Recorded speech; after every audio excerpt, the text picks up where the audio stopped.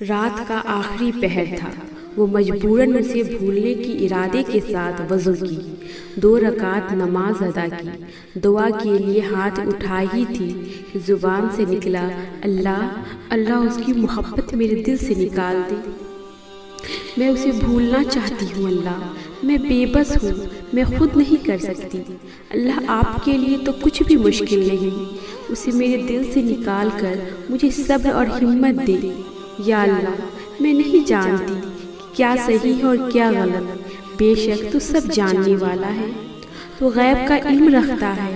یا اللہ میں نہیں جانتی میرا فیصلہ میرے حق میں بہتر ہے یا نہیں، میں اپنا آپ تجھے سونپتی ہوں اللہ، بے شک ہر فیصلے کا اختیار تجھے ہے۔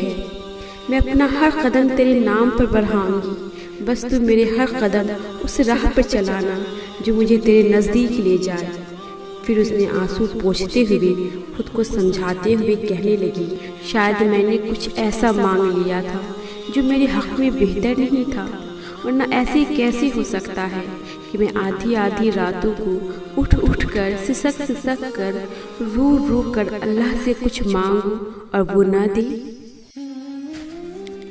بھولنا ابھی تمہیں اس لیے مشکل لگ رہا ہے کیونکہ تم تکلیف میں ہو، بھولنے کا سوچتے ہو تو ڈر جاتے ہو، بھول جاؤ گے تو مر جاؤ گے، لیکن ایسا نہیں ہے، اس صبر کا صلہ تمہیں دوگنا کر کے عطا کیا جائے گا۔ تمہاری آنکھ سے گرنے والا ایک آنسو تمہارے حصے میں دوگنی مسکراہٹیں لے کر آئے گی۔ جن چیزوں پہ ابھی یہ دل تڑپ رہا ہے، کل ان کا محض خیال بھی تمہیں دکھ نہیں دے سکے گا۔ یہ جو تکلیف آج دماغ پہ اذیت بن کر حاوی ہے، یہ اب زیادہ دیر نہیں رہے گی۔ تم نے کتنی کوشش کی اور تم نے کتنا ضبط کیا، اس سب کی خبر اللہ کو تم سے پہلے ہے۔ اگر گر گئے ہو تو کیا ہوا، اٹھنے سے کیوں ڈرتے ہو؟ کوشش تو کرو۔ تم اللہ کو ایک دفعہ پکارو گے تو وہ 100 دفعہ تمہاری پکار کا جواب دے گا۔ تم ایک ہاتھ اس کی جانب بڑھاؤ گی تو وہ دونوں ہاتھوں سے تمہیں تھام کر اپنے جانب کھینچ لے گا۔ یوں رونے سے تو کچھ حاصل نہیں ہوگا، گر کر اٹھنا سیکھو، اللہ پہ یقین رکھنا سیکھو۔ جب غم سے نئی آسنائی ہوتی ہے تو ایسا لگتا ہے جیسے اب ہم کبھی سنبھل نہیں پائیں گے، جیسے اب یہ غم ہمیشہ ہمارے ساتھ رہے گا، مگر ایسا ہوتا نہیں ہے۔ حالات بھی بدلتی ہیں اور نصیب بھی، لیکن اچانک حادثوں کی ضد میں زندگی آ جائے تو گر کر اٹھنے میں وقت تو لگتا ہے نا۔ ہر چیز کسی نہ کسی مقصد کے تحت ہماری زندگی کا حصہ بنائی جاتی ہے۔ ہر شخص کا ملنا اور بچھڑنا اللہ کی رضا سے ہے۔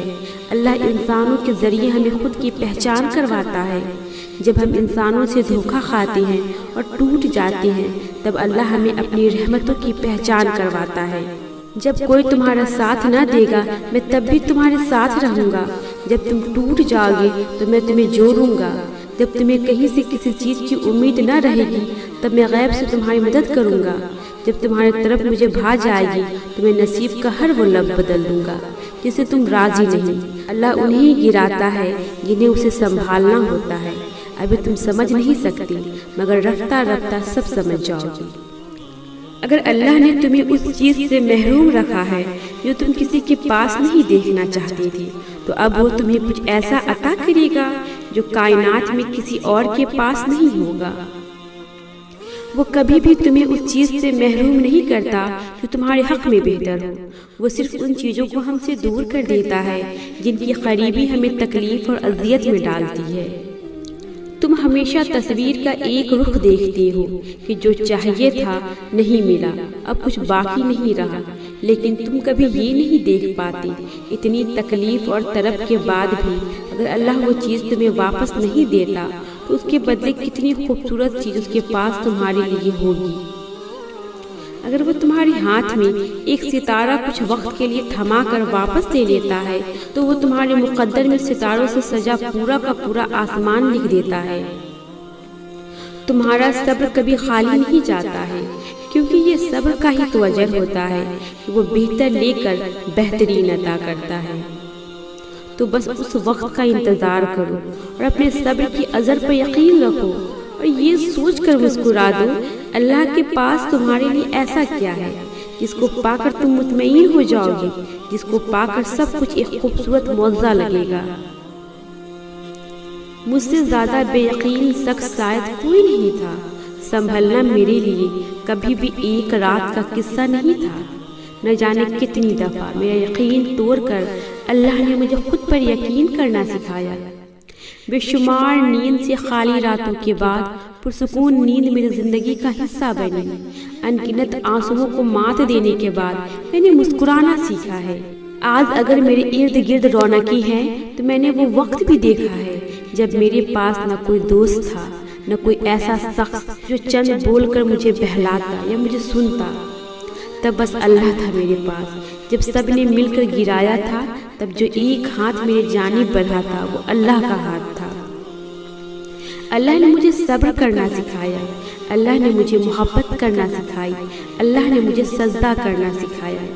میرے لیے کچھ بھی آسان نہیں تھا، نہ ضبط کرنا، نہ من پسند چیز کو چھوڑنا۔ بہت وقت لگا تھا مجھے مصلحتوں پہ امین کہنے میں، بہت وقت لگا تھا مجھے اللہ کے فیصلوں پہ راضی ہونے میں، مگر میں نے ہمت نہیں ہاری، اور آج مجھے اس ذات پر اتنا یقین ہے کہ میرا دل مطمئن ہے۔ جو تب تھا وہ امتحان تھا، اور جو اب ہے وہ میرے صبر کا صلہ ہے، اور جو آگے ہوگا میرے حق میں بہتر ہوگا۔ اور میں جانتی ہوں وہ میرا یقین کبھی نہیں توڑے گا۔ تم سمجھتے نہیں، ورنہ اللہ جو لیتا ہے اسے ہی دوسری شکل میں بہترین بنا کر تمہیں واپس لوٹا دیتا ہے۔ اللہ جو لیتا ہے وہ ہمیشہ کسی نہ کسی صورت میں اس چیز کو واپس لوٹا بھی دیتا ہے، لیکن بات صرف اتنی سی ہے کہ ہم وہ دیکھ نہیں پاتے۔